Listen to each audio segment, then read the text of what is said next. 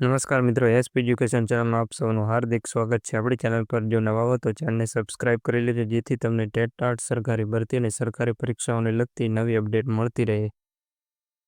જો આપણી Telegram channel પર જોઈન ન થયા તો ત્યાં થઈ જજો. વિડીયો નીચે લિંક મૂકેલ છે, ત્યાં પણ તમને શિક્ષણને લગતી ઘણી માહિતી મળી રહેશે. સરકારી ઉચ્ચતર માધ્યમિક અને ગ્રાન્ટેડની શાળા ફાળવણી આજે જાહેર કરવામાં આવેલી છે.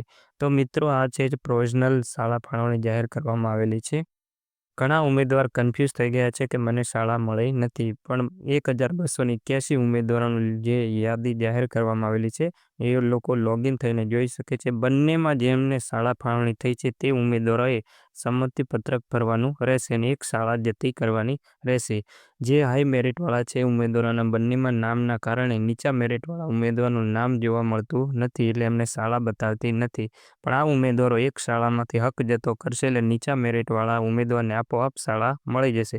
એટલે 27 તારીખે જે ફાઇનલ મેરિટ લિસ્ટ આવશે તેમાં ઘણા ઉમેદવારોનો સમાવેશ થઈને આવશે.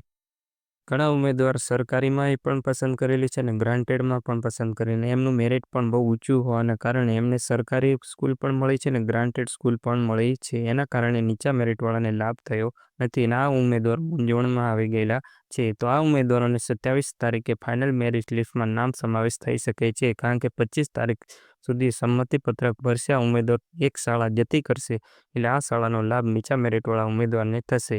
બીજી કોઈ અપડેટ હશે તે બીજા વિડીયો દ્વારા જણાવીશ અથવા ટેલિગ્રામ દ્વારા તમને જણાવી દઈશ. આજનો વિડીયો બસ આટલું. મળીશું નેક્સ્ટ વિડીયોમાં.